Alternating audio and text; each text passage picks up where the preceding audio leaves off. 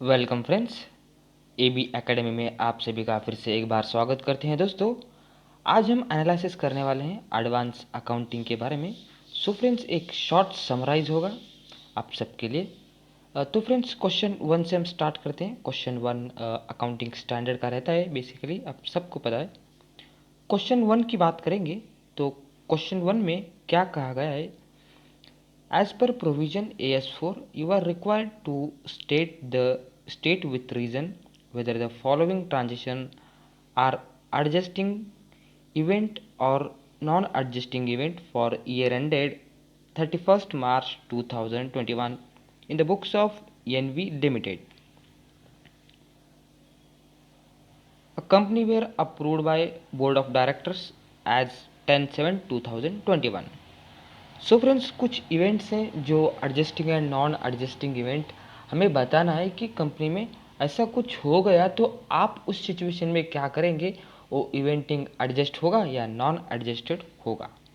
तो पहला, second and third, first ये है equity dividend for the year 20 and 21 was declared at ratio of 7% on 15 May 2021। 20-21 का dividend ये कह रहे हैं एंड देन डिक्लेयर कब कर रहे हैं? 15/5/2021 को डिक्लेयर कर रहे हैं। कह रहे हैं 20-21 का है बट डिक्लेयर कर रहे हैं 21 और 22 में। सो फ्रेंड्स, ये नॉन एडजस्टिंग इवेंट रहेगा क्योंकि जो इवेंट उस ईयर में ही होना चाहिए, जो भी इवेंट हो रहा है तो उसी ईयर में जब होगा तो हम उसे एडजस्टिंग इवेंट कहेंगे। उस ईयर में नहीं होंगे तो हम नॉन एडजस्टिंग इवेंट कहेंगे। तो आंसर इसका देखेंगे, हम आंसर ही हम देखेंगे डायरेक्टली। तो आपको यहाँ पर देखने को मिलेगा where are the answer. So this is the answer, first answer ये छुपा है। हाँ, तो हाँ, if dividend are declared after the balance sheet date due before the financial statement are approved, ये यही कह रहे हैं जो मैंने आपको बताया, सिर्फ यहाँ पर इंग्लिश में लिखा है। The dividends are not recognized as a liability at the balance sheet date because an obligation exists at that time unless a status required other which such dividend are declared in this note। तो friends, वो आपको यही कह रहे हैं कि जो भी यहाँ पर financial statement for the year ended 31 March 2021 and declaration of dividend is non adjusting event. Okay, जो भी 31 मार्च 2021 के अंदर ही उनको डिक्लेयर करना था, उन्होंने अनफॉर्चुनेटली मई में डिक्लेयर कर दिया है। सो दिस इज 20-21 का ये financial year non adjusting event होगा। तो फ्रेंड्स, सेकंड है fifth March 2021, 53,000 cash was collected from customers but not deposited by the cashier. Their fraud was detected on 22 June 2021। So friends, कहते हैं कि कैश जो deposit किया है 53,000 का 5 मार्च को, और उसका जो डिफ़ॉल्ट डिटेक्ट हुआ है 22 जून को। तो देखेंगे कि आंसर इसका क्या रहेगा। तो एज पर AS4 कहता है contingents and events occurring after the balance sheet date, as every occurring after the balance sheet date may be require adjustment to the report value of assets, liabilities, expenses and income if such event related to condition existing at balance sheet date. In given case, fraud of accounting period in detected after the balance sheet date but before the approval of financial statement is necessary to recorded the loss, those the amounting 53,000 rupees should be adjusted in this financial statement। मतलब जो भी हमारा financial statement है उस financial statement में हमको loss में दिखाना चाहिए, should be adjusted in the account of the company for year ended 31st March 2021, it is adjusted event। मतलब इसका ये कह रहा है कि जो फ्रॉड हुआ है, जो फ्रॉड डिटेक्ट हुआ है 22 जून 2021 को, उसे हम 2021 में लॉस दिखा सकते हैं। ओके, तो friends this is a adjusting event, हम कह सकते हैं एडजस्टिंग इवेंट इसे कहा जाता है। तो थर्ड क्या है देखेंगे।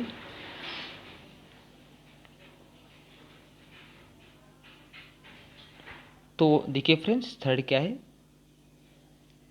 On building not damage due to occurrence of fire 23 May 2021। Sorry, ये जो यहाँ पर 221 है, सो इसका मतलब है 2021 है। Okay, loss was estimate to be 81 lakh rupees. चलिए फ्रेंड्स, इसका आंसर देखते हैं। इसका आंसर क्या है मेनली, इसका आंसर है, किधर है, ये सब मैं पढ़ूंगा नहीं, क्योंकि आप इस सब को पढ़ लीजिए। मैं आपको शॉर्ट समरी दूंगा, डायरेक्टली आंसर ही दूंगा आपको। फ्रेंड्स, आपको सिर्फ आंसर पढ़ना है तो आप डायरेक्टली ये भी पढ़ सकते हैं। सो प्लीज़ ये सब पढ़ लीजिए, क्योंकि मेरे पास उतना टाइम नहीं रहता है, वीडियो बहुत लंबा चल जाता है, इसलिए मैं ये सब नहीं पढ़ूंगा। State the adjustment and liability assets not appear events occurring after the balance sheet date if such event do not relate with condition existing at the balance sheet date. The damage of a building due to fire and does not exist in this balance sheet date 31st March 2021. Therefore, loss accrued due to fire is not to be recognized in this financial statement 20 and 21. It is non-adjusting event. So this is a, ये जो event है this is a non adjusting event हम कह सकते हैं। चलिए अगला question की तरफ चलते हैं। अगला क्वेश्चन है, बी क्वेश्चन है, given this following information, rainbow का कुछ क्वेश्चन दिया है, तो इस क्वेश्चन का हम आंसर ढूंढना है। तो ये क्या है, each above case you are required to advise a valid reason the amount of recognized as revenue under the provision AS9। जो भी हमको पता है रेवेन्यू के रिलेटेड है AS9, सो उसी के बारे में ये कह रहा है। तो बी का हम आंसर देखेंगे कि बी में क्या है। तो फ्रेंड्स, रेवेन्यू रिकॉग्नाइज्ड, आपको ये बताना है कि ये एक्चुअली रेवेन्यू है या नहीं। कुछ आपको यहाँ पर क्वेश्चन दी गई है, तो उसको हम पढ़ेंगे पहले। ऑन 15 नवंबर 2021, यहाँ पर है 15 November, goods were worth 5 lakh sold approval basis. The period approval was 4 months after which they considered sold. Buyer sent approval 75%, goods sold 31 January and not approval of disposal received from the remaining goods 31st March 2021। Friends, जब भी इस समय ऐसा होता है, मतलब 5 लाख का उसने माल भेजा था, 25 लाख 25% का उसने सिर्फ अप्रूवल दिया है और बाकी का अप्रूवल उसने नहीं दिया है, तो इस समय इसे हम रेवेन्यू या सेल्स नहीं कहेंगे। बेसिकली जो हम इनवाइस भेजते हैं उसी समय उसका पेमेंट हो जाना चाहिए, नहीं तो जब हम जो इनवाइस भेजते हैं उस इनवाइस के अगेंस्ट जो भी रिलेटेड आईटीसी होगा, जो हम आईटीसी क्लेम कर सकते हैं, उसे हम रेवेन्यू भी कह सकते हैं। ओके, यहाँ पर बिलिंग के पॉइंट ऑफ व्यू से हम सोचेंगे, ओके, तो इसे हम रेवेन्यू नहीं कह सकते। तो इसका चलिए एक बार आंसर देखते हैं। इफ डिविडेंड्स, सॉरी, ये नहीं है, यहाँ पर है B1, as per AS9 revenue recognition in case of goods sold approval has basis, revenue shall not be recognized until the goods have been formally accepted by the buyer or the buyer done act of adopting the transaction or the line period of rejection has been elapsed or where on time been fixed a reasonable time is elapsed. Therefore, revenue should be recognized for the total sale amount of 5 lakh rupees as the period of rejected the goods has been expired. तो friends, मैं आपको यही कह रहा हूँ कि जब भी सेल होता है तो एक ही लॉट में उसे आंसर देना चाहिए। बेसिकली ऐसे पार्ट पार्ट पर ऐसे एक को रखना, मतलब एक गुड्स को रखना और एक गुड्स को वापस भेज देना, this is not a revenue, this is not a sale, हम कह सकते हैं। तो चलिए सेकेंड सवाल क्या है हम देखेंगे। तो प्लीज़ फ्रेंड्स, आप अपने नोटबुक में नोट कर लीजिए। सेकेंड क्वेश्चन ये 31 March goods worth 2,40,000 were sold to Bright Limited due to referencing of their showroom being unaware on their request goods were delivered on 10 April. तो चलिए इसका आंसर देखते हैं। सेकंड क्या है? The sale is complete but delivery has been postponed at buyer's request. The entity should recognize the entry sale 2,40,000 for the year ended 31 मार्च।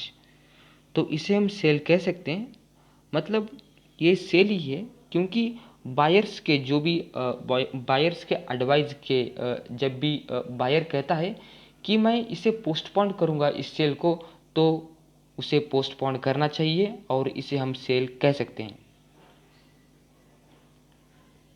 तीसरा question, उसमें तीसरा क्या है? Rainbow limited supplied goods worth 6 lakh to Shyam limited currently agrees to repurchase the some goods 2000 on 14 April. तो चलिए तीसरा क्या है देखते हैं।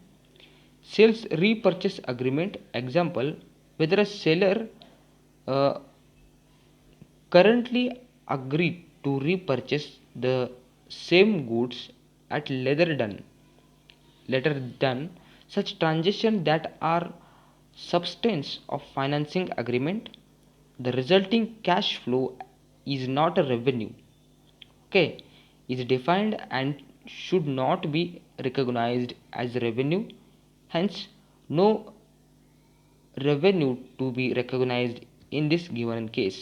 मतलब जो भी कैश फ्लो होते रहते हैं, रिसिप्ट और पेमेंट होते रहते हैं, इसे हम रेवेन्यू कह नहीं सकते, क्योंकि रेवेन्यू उसे कहते हैं जो बिलिंग के द्वारा जो ट्रांजेक्शन होता है, ओके, जो गुड्स बाय एंड सेल होता है उसे हम रेवेन्यू कह सकते हैं, और बिलिंग के साथ साथ वो ट्रांजेक्शन होना चाहिए, this is called as revenue.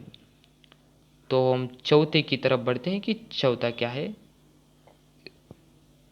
DEW limited used certain asset of Rainbow Limited. Rainbow Limited received 7.5 lakhs and 12 lakhs as interest on royalty responsibility from REW Limited during the year 2021। चलिए क्या है देखते हैं answer इसका। Revenue rising from the use by other of enterprise resources island interest and royalty should be recognized when no significant uncertainty as to be measurability or collectability exists. The interest should be recognized on time proportion basis, taking into account the amount outstanding and rate of application. Their royalty should be recognized on accrued basis accordance with the term of relevant agreement, okay. तो चलिए पांचवा देखते हैं, पांचवा क्या है। Fifth क्या है? Fifth 25 December goods of 4 lakh were sent consignment basis of which 40% of goods unsold are linked with the consignee at end of the year 31st March। तो क्या है पांचवा? पांचवा किधर है? पांचवा हाँ, 40% goods link unsold with consignee should be treated as closing inventory and sales should be recognized is 4,20,000 is equal to 60%. Sorry, 4 lakh is equal to 60% is equal to total sale 2,40,000. In case consignment sales revenue should be not recognized unit, the goods are sold to third party. जो भी third party के द्वारा जो भी goods sale नहीं हुए हैं उसे हम सेल्स नहीं कहेंगे. तो ये रहा काफ़ी अच्छा सा ये क्वेश्चन था. तो चलिए